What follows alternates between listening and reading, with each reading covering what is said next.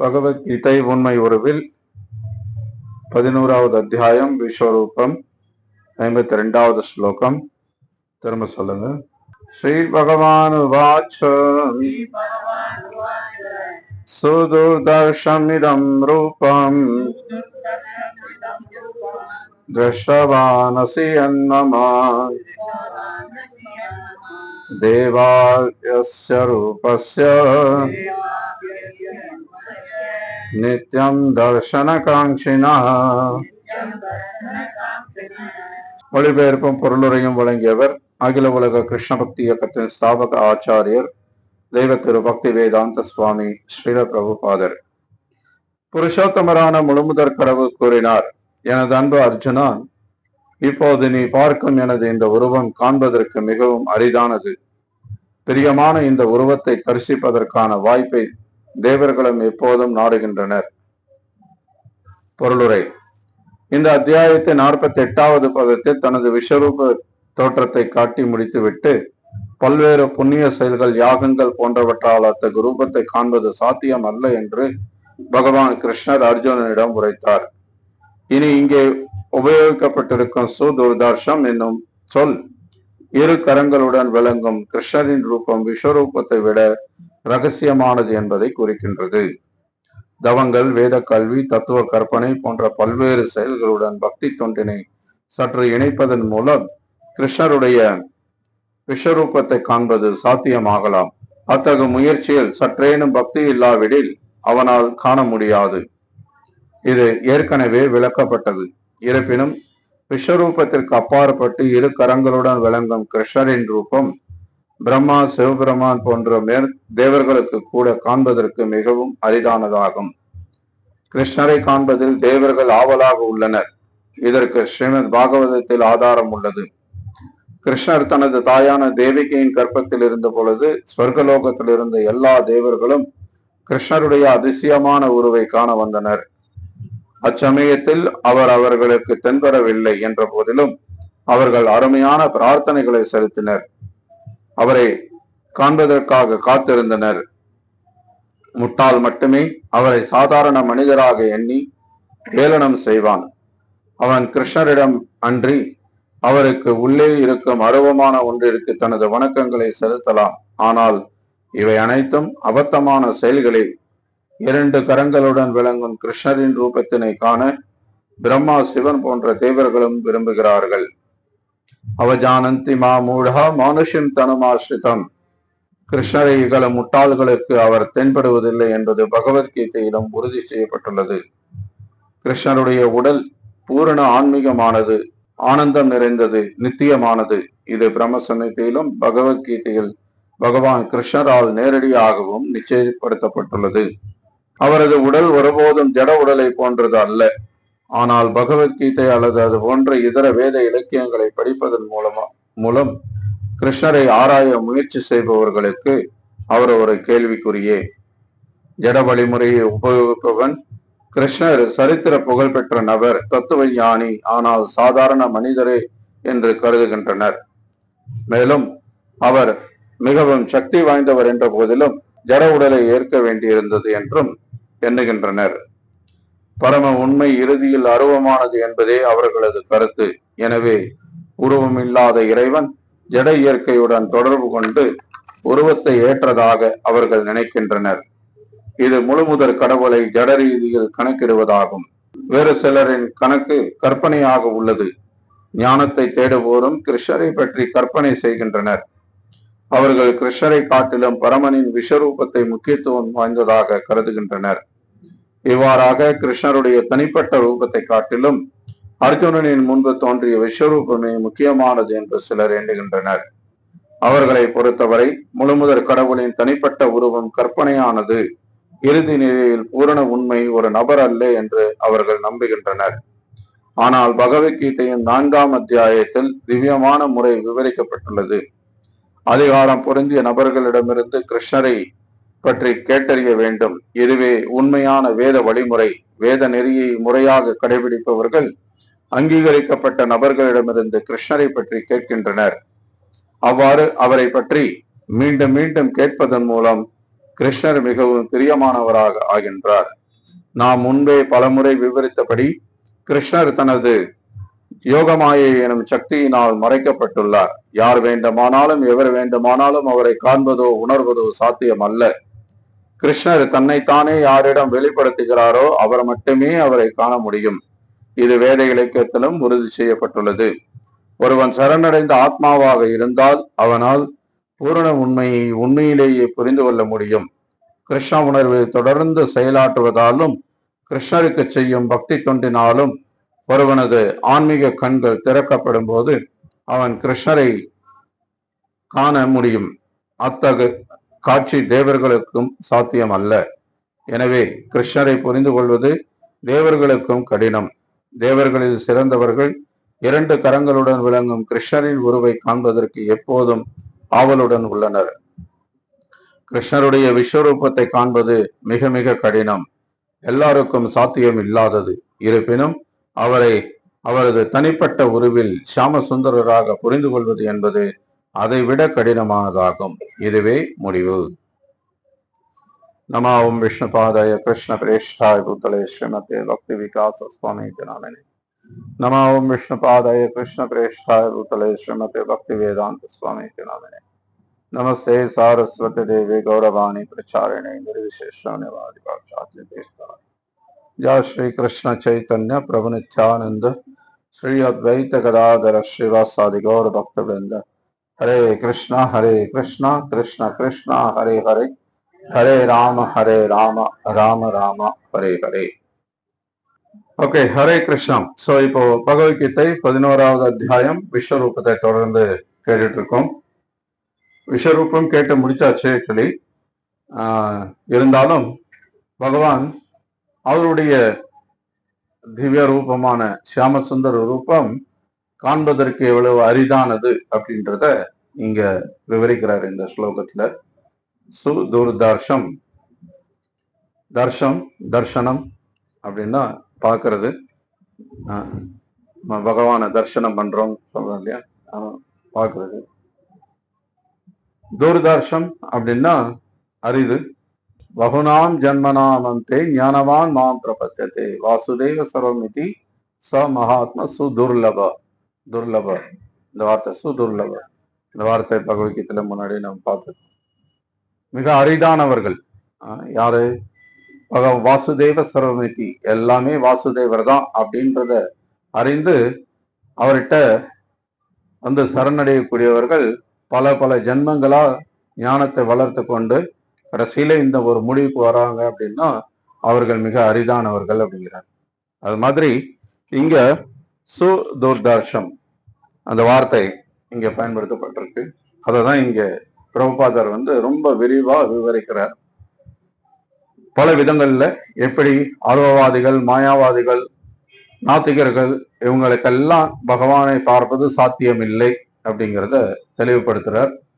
இன்னும் சொல்லணும்னா ஞானிகள் யோகிகளுக்காக கூட அது வேதத்துல பரிந்துரைக்கப்பட்டிருக்கக்கூடிய வழிமுறையாக இருந்தாலும் பகவானை தரிசிக்கும் நோக்கத்தோட தான் அந்த பயிற்சி இருக்கு அப்படின்னாலும் கூட அந்த பயிற்சியிலையும் சிறிதளவாவது பக்தி இருந்தால் மட்டும்தான் அவங்க பகவானை தரிசிக்க முடியும் அப்படிங்கிற ஒரு அழகான கருத்தையும் இங்க பிரபுபாதர் சொல்றார். குறிப்பா மனக்கற்பனையில ஊகம் பண்ணி பகவான் இப்படி இருப்பாரோ அப்படி இருப்பாரோ, அவர் ஒரு ஒளியோ அவர் ஒரு சக்தியோ ஒரு என்ன இந்த மாதிரி பகவானை வந்து வெவ்வேறு விதமாக அவங்களுடைய கற்பனையில புரிஞ்சுக்க முயற்சிக்கிறவங்களுக்கு சாத்தியமே கிடையாது அப்படின்றத இங்க தெளிவாக சொல்லப்படுது. சுதுர்தர்ஷம் மிக மிக கஷ்டம். சாதாரணமா தகுதியுடையவர்களே பார்க்கறதுக்கு வந்து ரொம்ப கஷ்டமான ஒரு விஷயம் இந்த ரூபம்.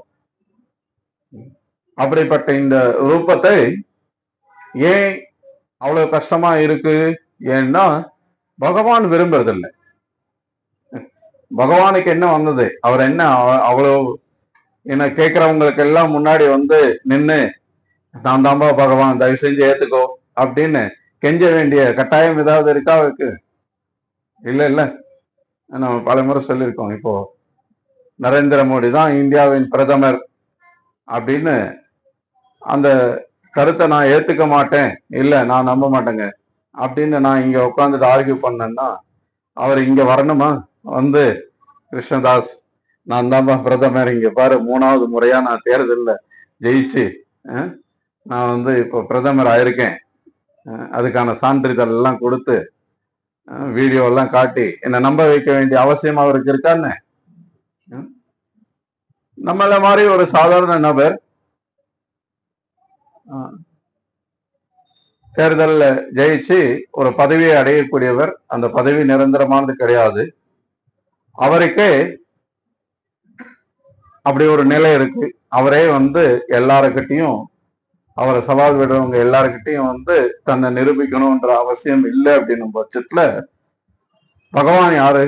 இந்த மாதிரி கோடிக்கணக்கான பிரதமர்களை, ஜனாதிபதிகளை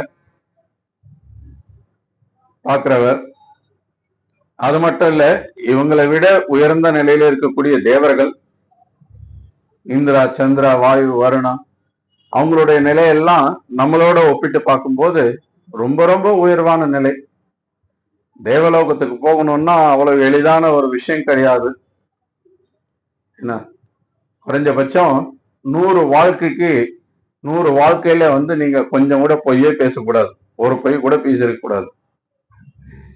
இது வந்து இருக்கிற 1000 தகுதிகள்ல ஒரு தகுதி, இது ஒன்னே போதும் நமக்கு. நம்ம யாரும் தேவலோகத்துல நினைச்சே கூட பார்க்க கூடாது இல்லையா? புலன்களை கட்டுப்படுத்தணும், மனசை கட்டுப்படுத்தணும், ஏன்னா உண்மையா இருக்கணும், நேர்மையா இருக்கணும், ஒழுக்கமா இருக்கணும், தர்மத்தின்படி வாழணும், மற்றவர்களுக்கு தீங்கு நினைக்கவே கூடாது.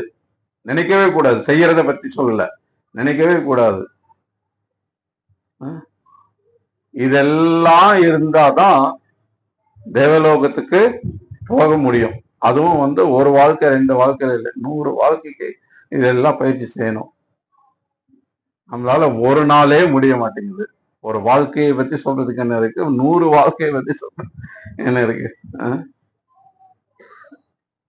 அப்படின்னும் போது. ஆனா அந்த தேவர்கள், இப்போ தேவலோகம் அப்படின்னா எல்லாரும் ஒரே நிலையில இருக்காங்கன்னு கிடையாது.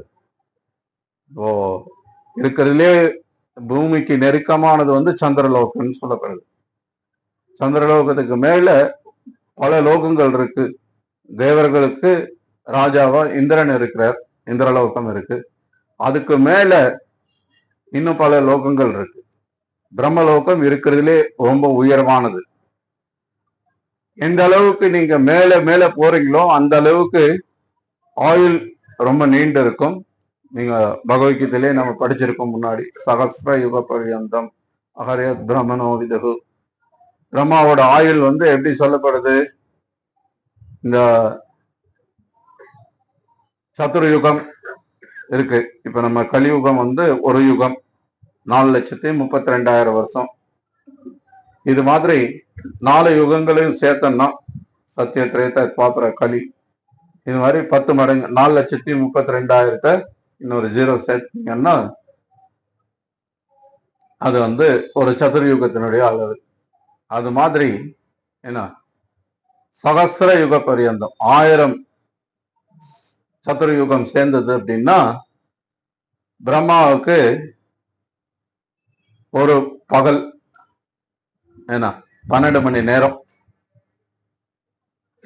நம்ம எல்லாம் நினைச்சு கூட பார்க்க முடியாது, நம்ம கால்குலேட்டர் கூட வேலை செய்யாததுக்குல. ஏன்னா அவ்வளவு நீண்ட ஆயுள் இருக்கு பிரம்மாவுக்கு. அப்படி வாழக்கூடிய பிரம்மா கூட 100 வருஷம் அவருக்கும் ஆயுள். அவரும் தற்காலிகமான வாழ்க்கை தான். நம்மளோட ஒப்பிட்டு பார்க்கும்போது கிட்டத்தட்ட அவர் நிரந்தர வாழ்க்கையில இருக்கிற மாதிரி தான் தெரியுது. ஆனாலும் அவரும் தற்காலிக உலகத்துல தான் இருக்கார். ஸோ இப்போ அந்த பிரம்மலோகத்துக்கே போனாலும் கூட பகவானை தரிசிக்க முடியுமா அப்படின்னா கிடையாது. நீங்க பாகவதத்திலே நீங்க பார்க்கலாம், பூமி தாய் வந்து முதல்ல வந்து பிரம்மா கிட்ட முறையிடுறாங்க, இந்த பூமியில அசுரர்களுடைய எண்ணிக்கை அதிகமாயிடுச்சு, அவங்களுடைய பாரம் என்னால தாங்க முடியல, நன்றி கெட்டவர்கள் அதிகமா இருக்காங்க, அது வந்து மிகப்பெரிய பாரமாக இருக்கு, அதனால இதுக்கு ஒரு தீர்வு சொல்லுங்க அப்படின்னு சொல்லி தேவர்களை அணுகும் போது கடைசியில பிரம்மா கிட்ட வராங்க. பிரம்மாவும் இதுக்கு தீர்வு காண முடியாம கடைசியில சிரோதகசாயி விஷ்ணு சந்திக்கிறதுக்கு பார்க்கடல்ல தவம் இருந்து பகவானை பார்க்க முயற்சிக்கிறாங்க. அப்ப கூட அவங்களால விஷ்ணு ஸ்வயம் ரூபம் கிடையாது, அவருடைய அம்சம், ஏன்னா கிருஷ்ணருடைய ஒரு அம்சம் தான். ஆனா அவரையே கூட அவங்க பார்க்க முடியல. இந்த தேவர்கள் பகவானுடைய சப்தம் மட்டும்தான் கேட்கறது, அவருடைய குரல் மட்டும்தான் கேட்கறது. இந்த மாதிரி நான் அவதரிக்க போறேன் பிருந்தாவனத்துல, நான்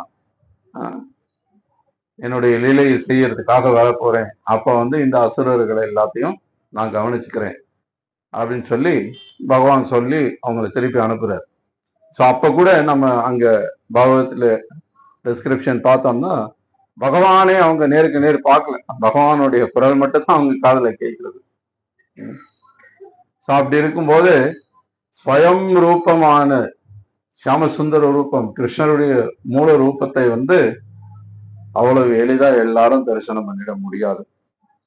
அதுதான் இங்க சுதூதர்ஷம் அப்படின்னு சொல்லப்படுது. ஸோ அதுவும் இப்ப தேவர்கள் எல்லாம் பக்தர்கள், தேவர்கள் அசுரர்கள் கிடையாது. ரெண்டு விதமான உயிர்வாளிகள் இருக்கிறதா பகவத்கீதையில பகவான் விளக்குறார். ஒண்ணு சூரா, இன்னொன்னு அசுரா. சூரா அப்படின்னா பக்தர்கள், விஷ்ணுவோட சேவகர்கள்.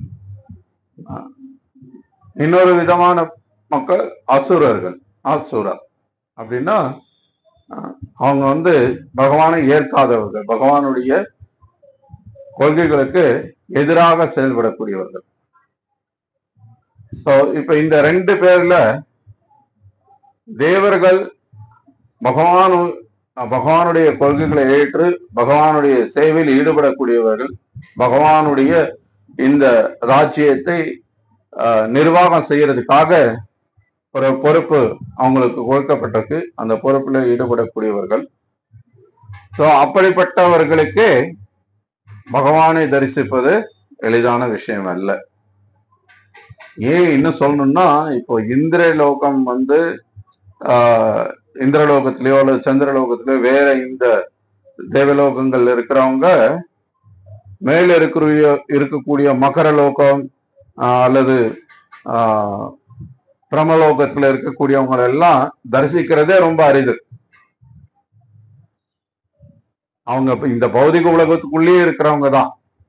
ஆனால் கீழே இருக்கக்கூடிய லோகத்துல இருக்கவங்க அவங்களுக்கு மேல இருக்கக்கூடிய லோகங்கள்ல மேல மேல போக போக அவங்கள தரிசிக்கிறது இன்னும் ரொம்ப அரிது. பிரம்மலோகத்துல இருக்கிறவங்களை யாரையாவது இங்க இந்திரலோகத்திலயோ சந்திரலோகத்திலயோ இருக்கிறவங்க பார்த்தா அவங்க பகவான் தான் வந்துட்டாரோன்னு நினைச்சு அவங்க விழுந்து உடனே வணங்குவாங்களாம். அந்த அளவுக்கு அவங்க அவ்வளவு பிரகாசமா இருப்பாங்க. அவங்களுடைய ரூபம் ஆன்மீக ரூபம் மாதிரி அவங்க உணர்வாங்க. அந்த அளவுக்கு வித்தியாசம் இருக்குமா. இப்போ நமக்கெல்லாம் பாத்தீங்க அப்படின்னா, இப்போ இந்திரலோகத்துல இருக்கக்கூடிய பெண்களுடைய அழகு இங்க இருக்கக்கூடிய பெண்களோட அழகுக்கு 1000 மடங்கு அதிகமாக இருக்கும் அப்படின்னு சொல்லப்படுது. அந்த மாதிரி இந்த வித்தியாசம் இந்த பௌதிக உலகத்துக்குள்ளேயே இருக்கிறத நம்ம பார்க்கிறோம். அதே மாதிரி வாழ்க்கை தரமும் எல்லாம் ஒரே மாதிரி கிடையாது. இந்தியாவில இருந்து எல்லாரும் அமெரிக்கான்னு ஓட பாக்குறாங்க. படிச்சவங்க எல்லாரும் அமெரிக்கால போய் கிரீன் கார்டு வாங்கணும். ஏன் இங்கிருந்து அங்க போக பாக்குறாங்க? ஏன்னா அங்க வாழ்க்கை தரம் உயர்வா இருக்கு, இங்க விட அங்க வசதிகள் அதிகமா இருக்கு, இங்க விட அங்க அதிகமாக புலனின்பதுக்கான வாய்ப்புகள் அதிகமாக இருக்கு, வாழ்க்கை தரம் உயர்வா இருக்கு அப்படின்னு நினைக்கிறாங்க. பொருளாதாரம் அதிகமா இருக்கு. இங்க 10 வருஷம் சம்பாதிக்க வேண்டியது அங்க 1 வருஷம் 2 வருஷம் வேலை செஞ்சா போதும், சம்பாதிச்சிடலாம். இதெல்லாம் கணக்கு போட்டுதான் அங்க போறாங்க. அப்போ இந்த பௌதிக உலகத்துக்குள்ளேயே இந்த வித்தியாசம் இருக்கிறத நம்ம பார்க்கிறோம். இந்த பௌதிக உலகத்துக்குள்ளேயே இப்ப இங்க இருக்கிற இந்த பூமியில இருக்கிற ஒரு ஒரு ஒரு ஒரு நாட்டுல இருந்து இன்னொரு நாட்டுக்கு போகணும்னா இன்னைக்கு அமெரிக்காவுக்கு விசா கிடைக்கிறதெல்லாம் அவ்வளவு எளிதான விஷயம் கிடையாது. நீங்க அமெரிக்காவோட அந்த தூதரகத்துல போய் பாருங்க, அந்த விசாவுக்காக எவ்வளவு பெரிய கியூ நிக்கிறது.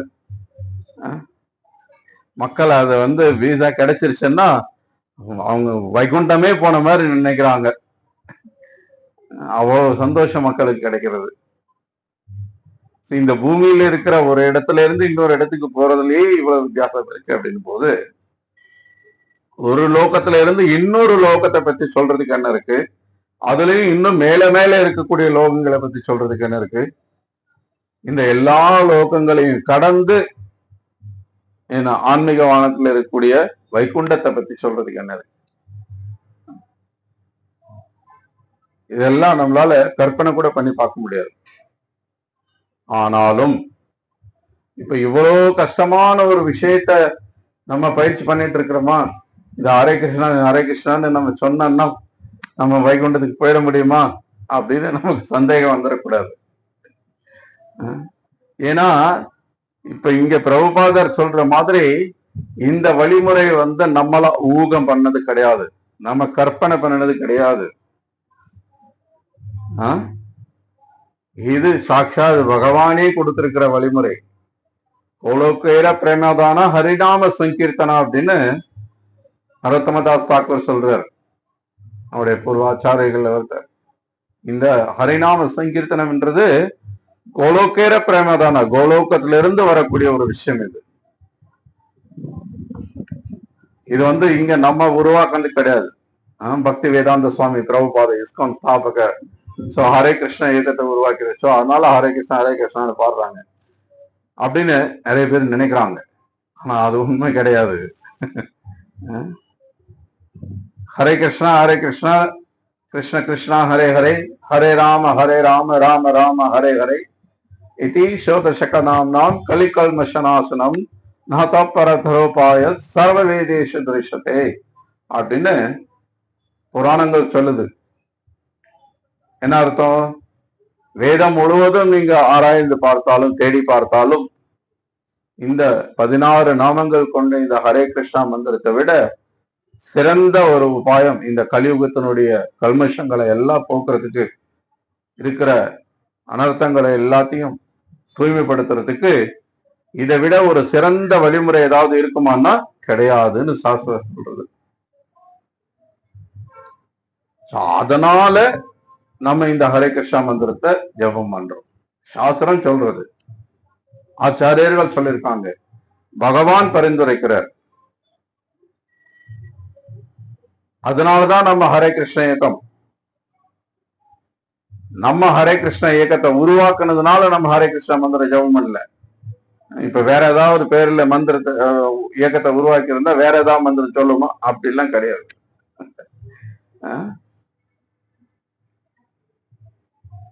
சோ அப்போ இந்த வழிமுறை பார்க்கறதுக்கு ரொம்ப எளிமையா இருக்கலாம். என்னங்க இப்போ பெரிய ஞானிகள் யோகிகளுக்கெல்லாம் கூட கஷ்டம்ன்றீங்க, தேவர்களுக்கு கஷ்டம்ன்றீங்க, பெரிய பெரிய அறிஞர்களுக்கு விஞ்ஞானிகளுக்கு படித்தவர்களுக்கு பட்டதாரிகளுக்கு எல்லாருக்கும் கஷ்டம்ன்றீங்க. நான் என்ன ஒரு சாதாரண ஒரு பாமர மனிதன், எனக்கு ஒழுங்கா தமிழ் கூட எழுத படிக்க தெரியாது, சமஸ்கிருதெல்லாம் சொல்லவே வேண்டாம், நான் என்ன பண்ணுவேன், எனக்கு எப்படி தெரியும், நான் எப்படி பகவான் அடைய முடியும்? நம்ம இங்க வாரத்துல ஒரு நாள் சத்சங்கம் கூடி பகவத்கீதை பேசி கேட்டு இதனால நம்ம வாழ்க்கையில பூரணத்துவத்தை அடைஞ்சிட முடியுமான்னு சந்தேகம் வந்துடக்கூடாது. டெஃபினட்டா எளிதான விஷயம் கிடையாது, அது உறுதி. ஆனால் அதே சமயத்துல இப்ப கொடுத்திருக்கிற வழிமுறையை தீவிரமாகவும் உண்மையாகவும் நேர்மையாகவும் நம்ம பயிற்சி செய்யும் பட்சத்துல கிருஷ்ணர் நமக்கு உதவி பண்றார். நேற்று ஒரு உபன்யாசம் கேட்டேன், பிரபுபாதர் சொல்றார், நீ 24 மணி நேரமும் கிருஷ்ணரை நினைச்சுக்கிட்டே இருந்தன்னா எப்பவும் கிருஷ்ணர் மன்மனா அப்படின்னு சொல்றாரு. மன்மனா பவ மத் பக்தோ மத்தியாஜியம் நாமமஸ்துன்னு சொல்றார். பகவத்கீதையில 2 பிரபந்த ஸ்லோகம் வருது. எப்போதும் என்னுடைய நினைவிலே இரு அப்படிங்கிறார். அப்போ 24 மணி நேரமும் நம்ம கிருஷ்ணரையே நினைச்சிட்டு இருந்தோம்னா கிருஷ்ணர் என்ன பண்றார்? 26 மணி நேரம் உன்னை நினைப்பாருங்கிறார். 26 மணி நேரம் ஒண்ணு கிடையாது. ஆனா கிருஷ்ணர் நினைச்சா எதுவும் சாத்தியம் இல்லை. அதுல இருந்து நம்ம என்ன புரிஞ்சுக்கிறோம்? நம்ம கிருஷ்ணரை போய் சேர்றது அப்படின்றது நம்ம எவ்வளவு ஆர்வத்தோட இருக்கும், எவ்வளவு விருப்பம் கொண்டிருக்கோன்றதை விட கிருஷ்ணர் அதிகம் ஆர்வம் கொண்டிருக்கிறார். கிருஷ்ணர் நம்ம அவர்கிட்ட வந்து அவரோட சேர்ந்து பழையபடி சச்சிதானந்த வாழ்க்கை வாழணும், இந்த துன்பகரமான வாழ்க்கையிலிருந்து நம்மளை விடுவிக்கணும்ன்றதுக்காக கிருஷ்ணர் நம்மளை விட அதிக முயற்சி எடுக்கிறார், நம்மளை விட அதிக விருப்பம் கொள்றார், நம்மளை விட அதிக ஆர்வத்தோடு இருக்கிறார். அதனாலதான் பகவான் வந்து ஏதோ கீதையில உபதேசம் பண்ணார், சர்வதர்மான் பரித்யஜ மாமிகம் சரணம் ரஜன்னு. சரி, வந்தவங்க வரட்டும், வரலன்னா மீறி எப்படி போனா என்ன அப்படின்னு விட்டுறல கிடையாது. பகவான் என்னெல்லாம் பண்றாரு பாருங்க, எத்தனை அவதாரங்கள் எடுக்கிறார். 1 2 3 கிடையாது, தசாவதாரம்னு சொல்றோம். அது வந்து ரொம்ப பிரதானமான சில அவதாரங்கள் தான். அது இல்லாம சாஸ்திரம் என்ன சொல்றதுன்னா, எப்படி ஒரு சமுத்திரத்துல வரக்கூடிய அந்த அலைகள் வந்து எண்ண முடியாது. யாராவது எண்ண முடியுமா? ஏன்னா அது தொடர்ந்து வந்துகிட்டே இருக்கு, அதுக்கு அளவே கிடையாது. அந்த மாதிரி எண்ண முடியாத அளவுக்கு பகவானுடைய அவதாரங்கள் இருக்கு அப்படின்னு சொல்றாரு. இப்ப நமக்கு தெரிஞ்சதெல்லாம் மத்ஸ்யா மீன் ரூபத்துல வரார், கூர்மா ஆமை ரூபத்துல வரார், வராக பன்றி ரூபத்துல வரார், நிருசிம்ஹா பாதி மனித பாதி சிங்கமாக வரார். இந்த மாதிரி சில உருவங்கள் நமக்கு தெரியும். ஆனா ஆச்சாரியர்கள் என்ன சொல்றாங்கன்னா, இந்த படைப்புல இருக்கக்கூடிய 84 லட்சம் வகையான உயிரினங்கள், 84 லட்சம் வகையான சரீரங்கள் இருக்கு இல்லையா, சின்ன சின்ன கிருமிகள்ல இருந்து யானை மாதிரி பெரிய ரூபம் வரைக்கும் எவ்வளவோ ரூபங்கள் இருக்கு. நீர்வாளிகள் 9 லட்சம், ஜலஜானவ லட்சாணி, ஸ்தாவரா லட்ச விம்சதி, 20,000 தாவர வகைகள் இருக்கு. மிருக வகைகள் 4 கால் உயிரினங்கள் ஒரு 30 லட்சம் வகைகள் இருக்கு. பறவை இனங்கள் ஒரு 10 லட்சம் வகைகள் இருக்கு. மனித இனங்கள் ஒரு 4 லட்சம் வகைகள் இருக்கு. சோ இந்த மாதிரி மொத்தமா 84 லட்சம் வகையான உயிரினங்கள் இருக்கு. இந்த எல்லா உடல்கள்லயும் பகவான் அவதரிக்கிறாருன்னு சொல்லப்படுது. நமக்கு தெரியல, ஆனா இருக்கு. அவ்வளவு அவதாரங்கள் எடுக்கிறார். எதுக்கு அவர் அவதரிக்கிறார்? அவருடைய அவதாரத்தின் நோக்கம் என்ன? பரித்ராணாய சாதுனாம், பகவத்கீதையில நம்ம ஆல்ரெடி படிச்சிருக்கோம், பக்தர்களை ரட்சிக்கிறதுக்காக. கிருஷ்ணரா அவதரிச்ச போது என்ன பண்றார்? எத்தனை அசுரர்கள் வராங்க விருந்தாவனத்துக்கு. பூத்தனாவில இருந்து தொடங்கி அடுத்தடுத்து பல அசுரர்கள், கிட்டத்தட்ட தினசரி ஒரு அசுரன், சில சமயத்துல ஒரே நாள்ல 2 அசுரர்களை கூட கொல்லப்படுறாங்க. எதுக்காக கிருஷ்ணர் அவ்வளவு அசுரர்களை கொள்றார்? தன்னை கொள்ள வந்தாங்க, அந்த கையில விருந்தாவன வாசிகளையும் காப்பாத்துறாரு, ரஜவாசிகளுக்கும் அவங்க தொந்தரவு கொடுக்குறாங்க. யாரு விரஜவாசிகள்? பகவானுடைய பக்தர்கள். சோ பரித்ராணாய சாதுனாம், சாதுக்களை பக்தர்களை ரட்சிக்கிறதுக்காக அவர் அவதரிக்கிறார். சரி, பகவத்கீதை உபதேசம் பண்ணார், அவதாரம் பண்ணார், அதோட நிறுத்திக்கிறாரா? இல்ல. அவர் இவ்வளவு அவதாரம் எடுத்தது பத்தாம அவருடைய பக்தர்களை அனுப்பி வைக்கிறார். நித்தியமா வைகுண்டத்துல அவருக்கு சேவை பண்ணிட்டு இருக்காங்க இல்லையா, அந்த பக்தர்களுக்கு அனுப்பி வைக்கிறார். ஸ்ரீபாத் ராமானுஜ ஆச்சாரியர் நம்ம எல்லாருக்கும் தெரியும், அனந்த சேஷருடைய அவதாரம் இல்லையா. அனந்த சேஷர் நித்தியமா பகவானுக்கு வைகுண்டத்துல சேவை பண்ணிட்டு இருக்கிறார். ஆனா அவர் இங்க அனுப்பி வைக்கிறார். அது மாதிரி ஆயிரம் ஆச்சாரியர் நம்ம சம்பிரதாயத்துல பாத்தீங்கன்னா இருக்கிற எல்லா பூர்வ ஆச்சாரியர்களும் கவி கர்ணபுர அப்படின்னு ஒரு பக்தர் அருமையான ஒரு சாஸ்திரம் எழுதியிருக்கிறார். அதுல குறிப்பா நம்முடைய பிரம்ம மத்வ கௌடிய சம்பிரதாயத்துல வரக்கூடிய ஆச்சாரியர்கள் ரூப கோஸ்வாமி, சனாதன கோஸ்வாமி, ரகுநாத் தாஸ் கோஸ்வாமி, இது மாதிரி ஆச்சாரியர்களை தொடங்கி சமீபத்து ஆச்சாரியர்கள் வரைக்கும் ஒவ்வொருத்தரும் வைகுண்டத்துல என்ன ஸ்வரூபத்துல இருக்காங்க, என்ன சேவை பண்ணிட்டு இருக்காங்க, என்ன ரூபத்துல இருக்காங்க அப்படின்றத நமக்கு விவரிக்கப்பட்டிருக்கு.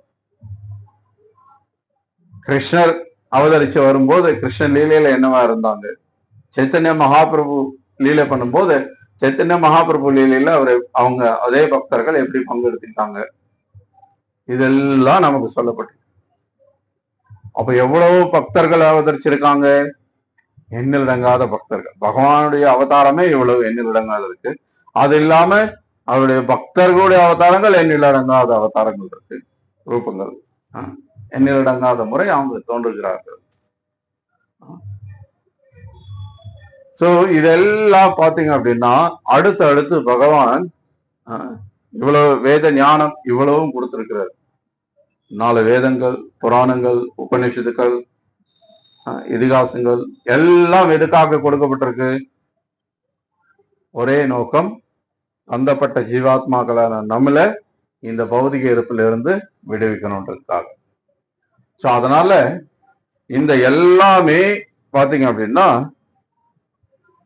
இந்த துன்பமயமான இந்த உலகத்திலிருந்து நம்மளை விடுவித்து கொண்டு நம்ம விரும்புகிற மாதிரியான சச்சிதானந்த வாழ்க்கை, சத் சித் ஆனந்த அப்படின்னா நித்தியமான அறிவுபூர்வமான ஆனந்தமயமான வாழ்க்கை, அதை வாழ்றதுக்காக நம்ம முயற்சி எடுக்கிறோமோ இல்லையோ பகவான் நம்மளை விட அதிகமான முயற்சி எடுக்கிறார்.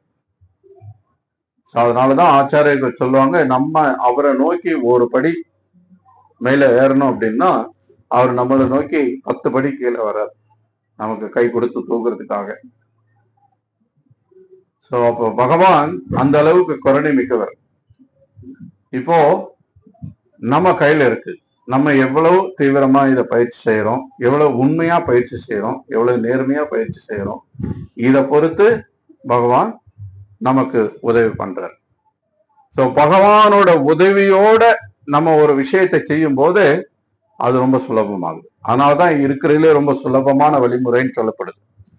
நம்முடைய சொந்த முயற்சினால மட்டும் அடையக்கூடிய விஷயமா இருந்ததுன்னா கண்டிப்பா ரொம்ப கஷ்டம்தான், சாத்தியமே இல்லைன்னு சொல்லிடலாம் கூட.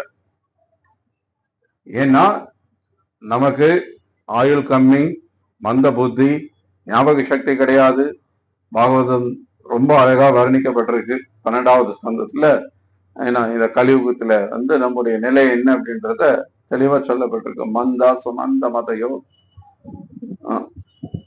சோ நம்முடைய நிலை ரொம்ப துர்பாகியமான நிலை. இப்போ இந்த துர்பாகியமான நிலையிலிருந்து நம்மளா நம்முடைய முயற்சியில பகவான் அடையணும் அப்படின்னா அது ரொம்ப கஷ்டம். அதனால கண்டிப்பா பகவானுடைய கருணையும் இருக்கணும், நம்முடைய முயற்சியும் இருக்கணும். இது ரெண்டும் சேர்ந்தது தான் உண்மையான இந்த பக்தியினுடைய வெற்றி. அதுதான் இந்த தாமோதர லீலை. பகவான் கிருஷ்ணர் வெண்ண பானையை உடைச்சிட்டு யசோதாமாட்ட இருந்து தப்பி ஓடும் போது யசோதாமா என்ன பண்றாங்க, அப்படி பிடிச்சி அவரை கட்டி போட பாக்குறாங்க இல்லையா. உரல்ல கட்டி போடலான்னு பார்த்தா அந்த சமயத்துல என்ன ஆகுறது, அந்த கயிறு ஒரு 2 அங்குலத்துக்கு பத்தாம போகுது. அந்த 2 அங்குலம் ஏன் குறிப்பா ஆச்சாரியர்கள் விவரிக்கிறாங்க. ஏன்னா இப்போ லட்சக்கணக்கான மாடுகள் வளர்க்குறாங்க. அப்ப அவங்க வீட்டுல எவ்வளவு கயிறு இருக்குன்னு யோசிச்சு பாருங்க. 1 2 கயிறு இல்லை, இருக்கிற எல்லா கயிறும் கொண்டு இணைச்சும் கூட அந்த 2 அங்குலம் மட்டுமே பத்த மாட்டேங்குது. ஆச்சாரியர்கள் சொல்றாங்க, யசோதாமா கிருஷ்ணரை அவங்களுடைய கட்டுப்பாட்டுல வைக்கணும் அப்படின்னா கிருஷ்ணரை ஒழுக்கமான பையனா, நல்ல பையனா வளர்க்கணும் அப்படின்ற அவங்களுடைய ஒரு தாயாக அவங்களுடைய எண்ணம், அவங்களுடைய எண்ணத்தை நிறைவேற்றணும்ன்றது. இன்னொன்னு, கிருஷ்ணர் யசோதாமாவுடைய அந்த முயற்சியை கண்டு அவங்களால எது சாத்தியம் இல்லையோ அதை சாத்தியப்படுத்துறதுக்கு அவரா ஒத்துக்கிறார். அவ்வளவு நேரம் முயற்சி பண்ணது எப்படி திடீர்னு அவரால் அவங்களால கட்டிட முடியுது? ஏன்னா பகவான் கருணையை காட்டுறாருங்க. சோ இந்த ரெண்டு விஷயமும் அங்க இருக்கு. நம்முடைய முயற்சின்றது ஒண்ணு, பகவானுடைய கருணைன்றது ஒண்ணு.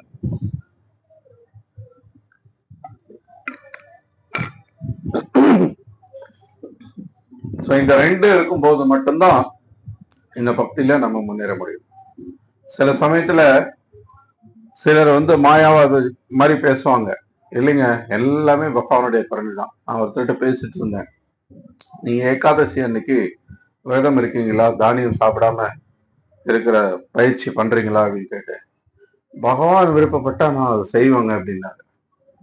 என்ன பகவான் விருப்பப்படுறதுக்கு என்ன இருக்கு?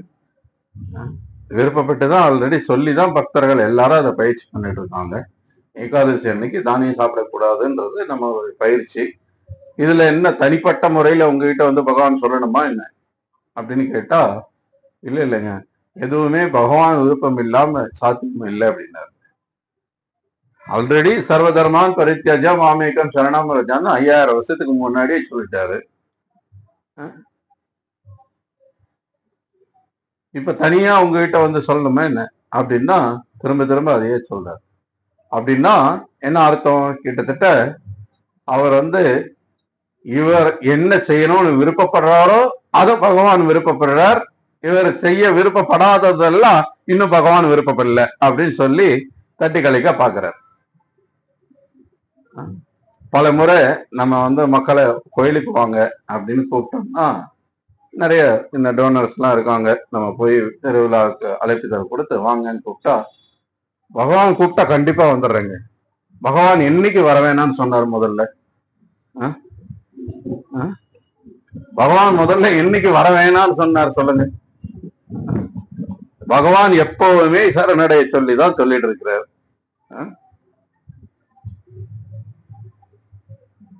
அது கோயிலுக்கு வராம பக்தர்களுடைய உதவி இல்லாம பக்தர்கள் கருணை இல்லாம சாத்தியம் கிடையாது. அப்புறம் எப்ப பகவான் உங்களை தனியா கூப்பிடுவாரா என்ன? சோ இது என்ன ஆகிறது அப்படின்னா அர்த்தமுடையதா இல்லை.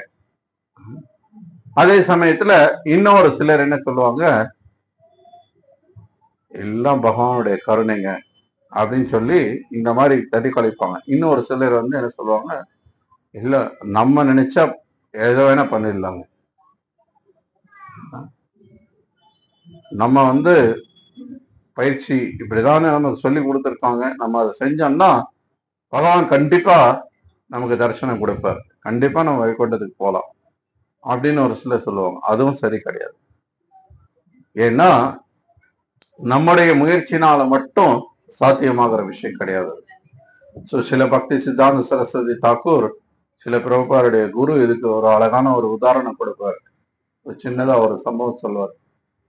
ஒரு நாள் ஒருத்தர் ஒரு இருண்ட கிணத்துல விழுந்துடுறார். தண்ணி இல்லாத ஒரு இருண்ட கிணறு, மேல வர்றதுக்கு வழி கிடையாது. உள்ள இருந்துட்டு கத்துறார், காப்பாத்துங்க காப்பாத்துங்க, யாராவது உதவி பண்ணுங்க அப்படின்னு சொல்லி. ஸோ அந்த வழியில போற ஒருத்தர் பாக்குறார். சரின்னு சொல்லி ஒரு கயிறை கொண்டு கீழே விட்டு, இந்த கயிறை இறுக்க பிடிச்சிக்கப்பா, நான் உன்னை தூக்குறேன் அப்படிங்கிறார். இப்போ உள்ள இருந்துகிட்டு அவரை சும்மா வெறுமனே என்ன காப்பாத்துங்க காப்பாத்துங்கன்னு சொல்லி கத்திக்கிட்டே இருந்தா, இப்போ கயிறு வந்ததுக்கு அப்புறமும் அவரால் மேல வர முடியுமா? முடியாது. இல்ல இந்த கயிறே இல்லாம வர முடியுமான்னாலும் முடியாது. அதனாலதான் அவர் உள்ள இருக்கிறார். சோ இப்ப ரெண்டுமே இருக்கணும், கயிறும் வரணும், நம்மளுடைய முயற்சியும் இருக்கணும். அந்த கயிறை இறுக்கி பிடிக்கிறதுன்றது நம்முடைய முயற்சி, இது ரெண்டுமே இருக்கணும். சோ இந்த ரெண்டுமே இருக்கும் பட்சத்துல இப்ப இந்த நம்ம கயிறை இறுக்கி பிடிக்கிறதுன்றது அது 100% நம்ம அதுக்கான முயற்சியை செய்யணும். அதே சமயத்துல நம்மளுடைய முயற்சினால மட்டும் எல்லாம் ஆயிட போறது கிடையாது. பகவான் கருணை இருந்தா மட்டும்தான் சாத்தியம்ன்றதையும் நம்ம ஏத்துக்கணும். அதுதான் ஏன்னா அதுதான் உண்மை. ரெண்டுமே இருந்தாதான் அது சாத்தியமாகும். சோ பகவானுடைய தரிசனம் அப்படின்றது பக்தர்களுக்கு சாத்தியம். பிரபுபாதர் நமக்கு பல முறை உத்தரவாதம் கொடுக்கிறார். நீங்க 16 மாலை ஜபம் பண்ணி அபராதங்களை தவிர்த்து தினமும் மங்களாரத்திலிருந்து கொடுக்கப்பட்டிருக்கிற நம்முடைய சாதனா பயிற்சியை எல்லாம் ஒழுங்கா கடைபிடிச்சு 4 கட்டுப்பாட்டு விதிமுறைகளை சீரியஸா ஃபாலோ பண்ணி நீங்க இந்த பக்தியை பயிற்சி பண்ணீங்கன்னா இந்த வாழ்க்கையில இந்த உடலை விட்ட பிறகு நீங்க கிருஷ்ணனுடைய லோகத்தை அடையலாம் அப்படின்னு உத்தரவாதம் கொடுக்கிறார். பல முறை சொல்லியிருக்கிறார். அப்படின்னா கண்டிப்பா அது சாத்தியமான ஒரு விஷயம். ஒரு தூய பக்தருடைய திருவாயிலிருந்து ஒரு ஒரு வார்த்தை வருது அப்படின்னா அது சும்மா பேச்சுக்காக சொல்றதா எதுவுமே இருக்காது. ஒரு தூய பக்தருடைய வார்த்தையில வாக்கு ஒவ்வொரு வாக்கும் என்ன சாஸ்திர மாதிரி அது உண்மை மட்டுமே வெளியில வரும். அதனால கண்டிப்பா அதுக்கான சாத்தியம் இருக்கு. அதனால இங்க என்னடா இவ்வளவு கஷ்டம் கஷ்டம் கஷ்டம்னு சொல்லிக்கிட்டே வராரே பிரபுபாதர் பொருளுரையில, அப்ப நம்ம ஹரே கிருஷ்ணா ஜெபம் பண்ணி நம்ம என்ன பண்ண போறோம், நம்ம எங்க போய் இதெல்லாம் சாத்தியமாகும் அப்படின்ற ஒரு எண்ணம் நமக்கு வந்துடக்கூடாது. கண்டிப்பா அது சாத்தியம். ஆனால் அதே சமயத்துல இது சும்மா ஏனோ தானோன்னு பண்ணிட்டு நம்ம அடைஞ்சிட முடியும்னு நினைச்சாலும் அது சாத்தியம் இல்லை. ஏதாமாம் பிரபத்தியத்தை தாம் சதைவ பஜாமியம். நீ எந்த அளவுக்கு என்னிடத்துல சரணடையோ அந்த அளவுக்கு நான் உனக்கு பதில் உபகாரம் பண்றேன்றார். ஸோ பகவான்கிட்ட நம்ம யாரும் ஏமாத்த முடியாது. என்கிட்ட ஏமாத்தலாம். நான் கேட்டேன்னா பிரபு ஜெபம் பண்ணிக்கலாம் பண்றேன். எவ்வளவு மாலை? 16 மாலை ஜெபம்.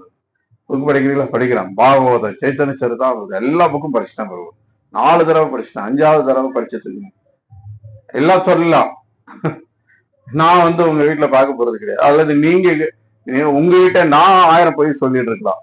ஏன்னா எனக்கு அது தெரியும் நான் அதை பண்ணிருக்கேன் இதை பண்ணிருக்கேன். ஆனா அப்படி இப்படின்னு நான் என்னை பத்தி பெருமையா பேசிக்கலாம். ஆனா உங்களை நானோ என்ன நீங்களோ ஏமாத்துறது ஒரு பெரிய விஷயமே கிடையாது. ஏன்னா ஆனா அதே மாதிரி நம்ம பகவானையும் ஏமாற்ற முடியும்னு நினைச்சோம்னா நம்மளை விட பெரிய ஏமாளி யாரும் கிடையாது. அவரை ஏமாத்தணும்னு நம்ம நினைக்கும் போதே ஆல்ரெடி நம்ம ஏமாந்துட்டோம். அதுதான் உண்மை. அதனால கண்டிப்பா இந்த பக்தி ஒரு விதத்துல ரொம்ப எளிமையானதாக இருக்கும் பட்சத்துல தோணுனாலும் அது ஏன் அப்படின்னா பக்தர்களுடைய கருணை இருக்கு, பகவானுடைய கருணை இருக்கு. அந்த வழிமுறையை அவங்க சொல்லியிருக்கிற மாதிரி நம்ம முறையாக செய்யும் பட்சத்துல அது ரொம்ப எளிமைதான். இல்லைன்னா ரொம்ப கடினம் தான். நம்முடைய சொந்த முயற்சியில பண்ணணும். பக்தர்களோட உதவி இல்லாம, பக்தர்களுடைய கருணை இல்லாம, ஆச்சாரியருடைய பாதையை பின்பற்றாம, அவங்க உபதேசத்தை பின்பற்றாம நம்முடைய சொந்த முயற்சியில அடையணும்னு முயற்சி பண்ணோம்னா அது ரொம்ப கஷ்டம்தான். ஹரே கிருஷ்ணா. ஓகே. பகவத்கீதை உண்மை உறவில் கீ ஜாய். சில பிரபுபாத கீ ஜாய்.